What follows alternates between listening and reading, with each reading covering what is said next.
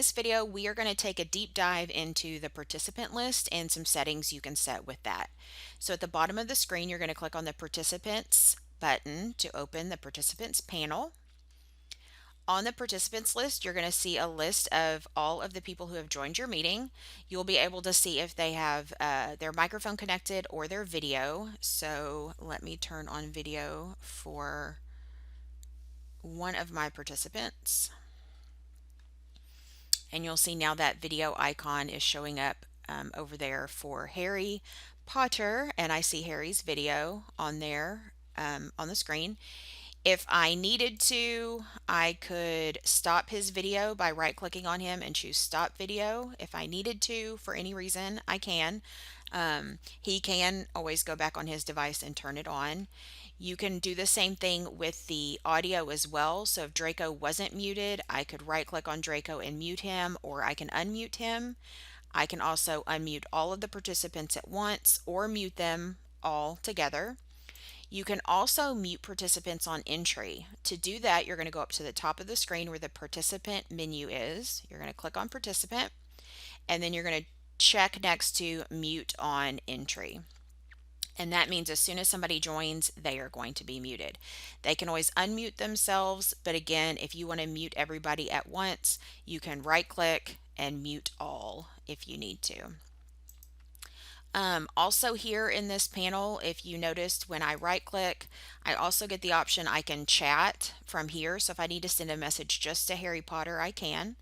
I also have the option to be able to move someone to the lobby. So that kind of puts them in timeout, so to say. So I can move Harry Potter to the lobby. Are you sure you want to do this? Yes. And then Harry is going to be sent to the lobby room, and this is what his screen looks like.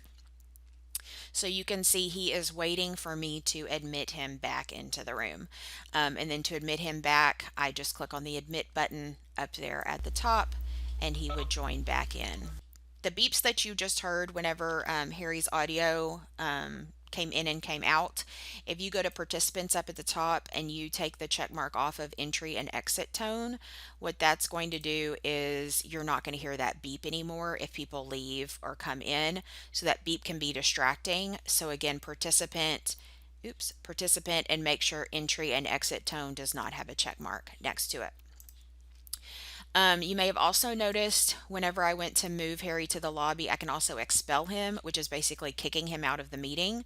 So if you have anybody join your meeting that does not need to be in the meeting, a student from another class, someone you do not know, a name you do not recognize, you can expel them to kick them out of the meeting. That is allowable. You also have the option where you can change a participant from a participant into a host or a presenter. So if you right click on any of the participants, you get the option where you can make them a presenter or a host. If you make somebody the host, then you're passing the baton over to them completely, and they now control the entire meeting. So I wouldn't make another student a host. You may want to make another co-teacher a host if for some reason you might need to leave the meeting. Instead, what you can do is make another student a presenter, which means they have the ability to share their content from their screen.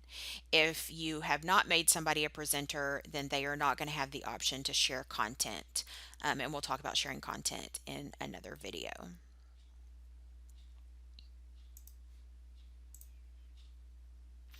You can also do many of those same options from this participant panel up here at the top, the unmute and mute all. Assigning the different privileges. You can also expel people from here as well and change the rules depending on who you have selected over on the left hand side. Excuse me, depending on who you have selected on the right hand side in that panel. Then if you need to close the panel, you just click on that blue button again to close the panel, and it would adjust your screen depending on what you are viewing. If you go into floating panel view, that participant panel is going to float on the screen, and then you can move it wherever you may need to move it, so it's not stuck on the right hand side. So that is an option as well for that participant panel. So that was a little bit deeper dive into the participants and how you can adjust their settings. in WebEx.